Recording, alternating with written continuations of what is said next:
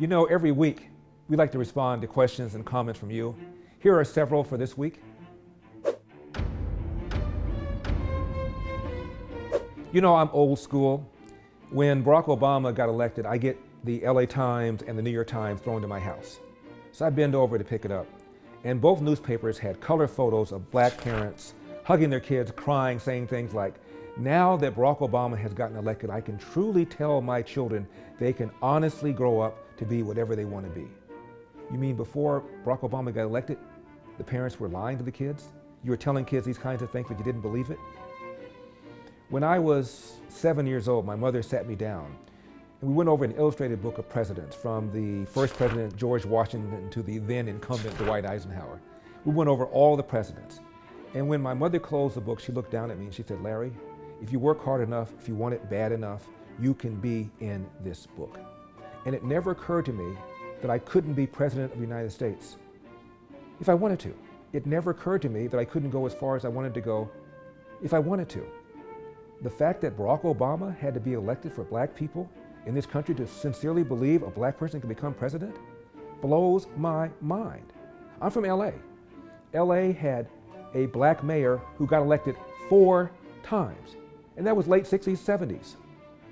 He also ran for governor of California and almost won, ran twice. And when you become governor of California, you're automatically considered to be presidential timber. So I always felt for a long time that a black person could become president of the United States. But it took Barack Obama for a lot of people to feel that way. That to me is sad.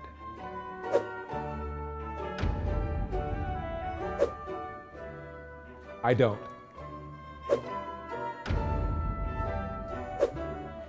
See my answer for Jesse Jackson. Good question.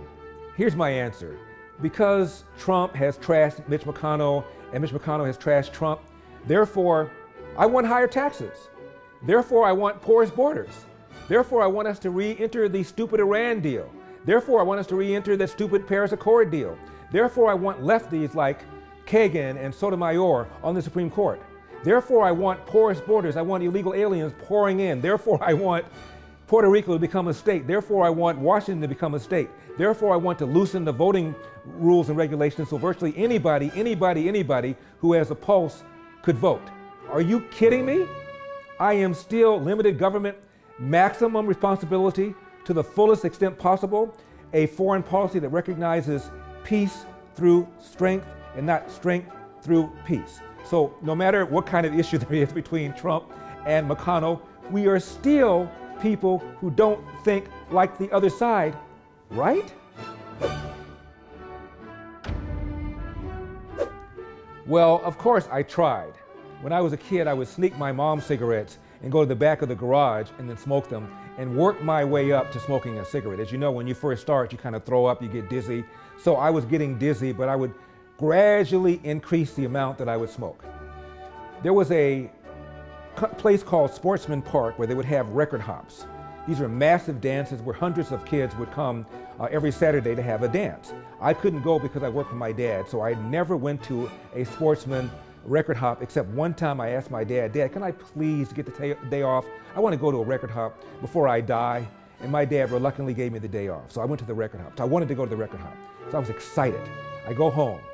I decided to take a bath, and as a honor of my first record hop, I decided I was going to smoke a full cigarette.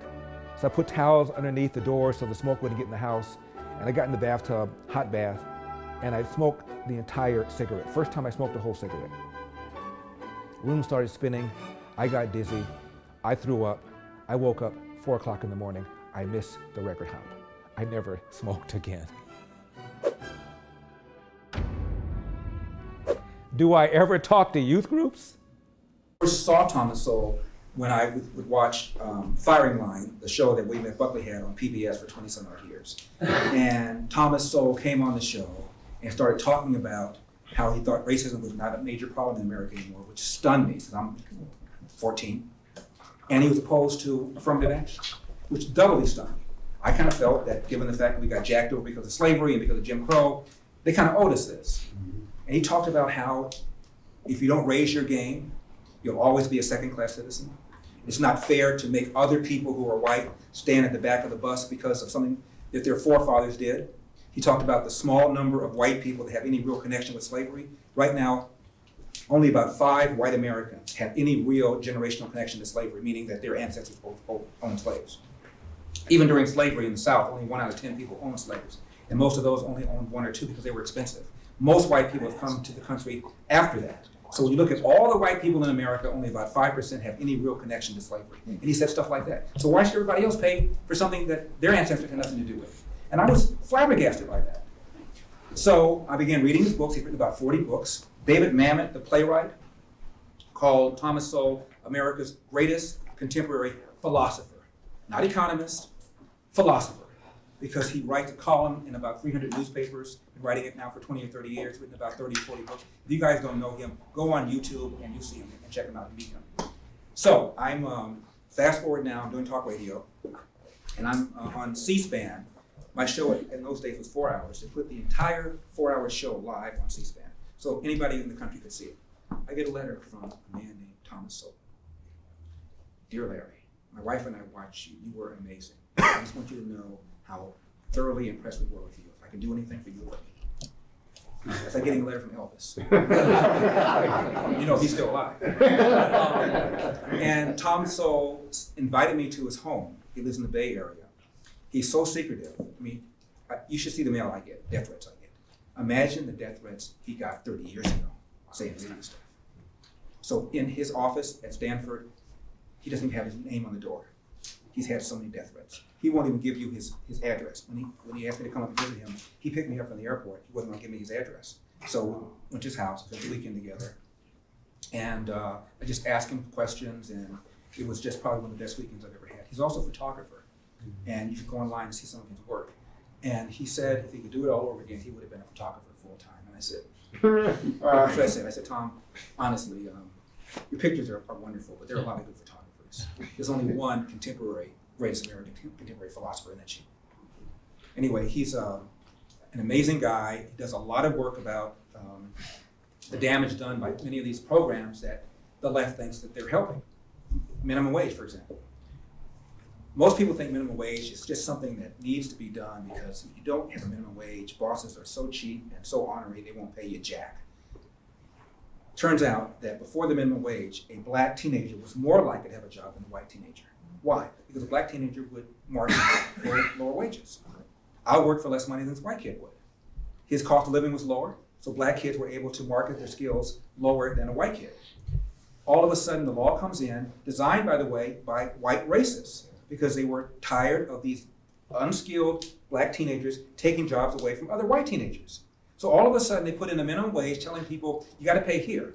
Well, this guy's willing to work here. Sorry, you gotta pay here. Well, if you're gonna pay here, you can get some white people to do that. And so for the first time, white teenagers began to have more jobs as a percentage than black teenagers. It had the opposite effect that most black people today, left-wing people today, think it has. So you have Hillary and Obama all raising the minimum wage, having no blooming idea how much damage this is doing to the very people they claim that they care about. He also talks a lot about family and about the relationship between the welfare state and single-parent households and how much damage it's doing. He's where I've gotten a lot of my data, my information, and he's just an incredible guy. So Thomas Sowell, S-O-W-E-L-L is his name. Well, time does not permit us to talk about all my buddies growing up, but I had one close friend named Paul. Paul was an extraordinary athlete. That's one of the reasons I liked him so much. I was not a good athlete. He was not good in academics. I was good in academics. So we had kind of a bond that way. He was the quarterback of the football team, the starting shooting guard of the basketball team. He was the best pitcher of the baseball team, an extraordinarily gifted athlete. But he had an attitude. His parents were divorced. His mother was an alcoholic, which I didn't realize until later. He rarely saw his father. And as a result, Paul had difficulty with authority.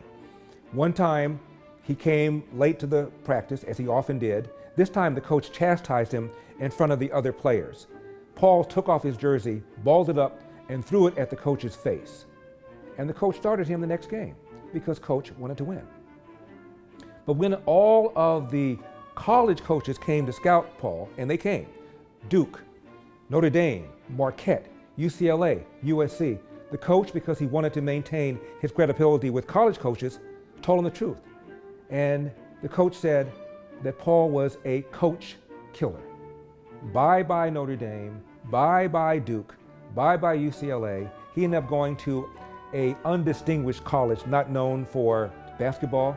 And rather than double down and transfer to a good school where he could maybe get into the NBA, got angry, started talking about the white man, the devil, smoking dope, and told me all this stuff. And I said, whoa, whoa, whoa, whoa, whoa. Paul, you and I had the same classes, went to the same school, same teachers. We had the same opportunity. You live 6 blocks away from me. How come I'm okay, but the white man held you back? That's BS. It's an excuse. Look in the mirror and take personal responsibility. We are no longer friends, not because of me. So, keep your cards and comments and letters and questions coming. And remember, we've been demonetized now by YouTube, so go to larrytube.com if you want me, unbridled, unabridged, uncensored, larrytube.com, because we've got a country to save. And I will see you next time.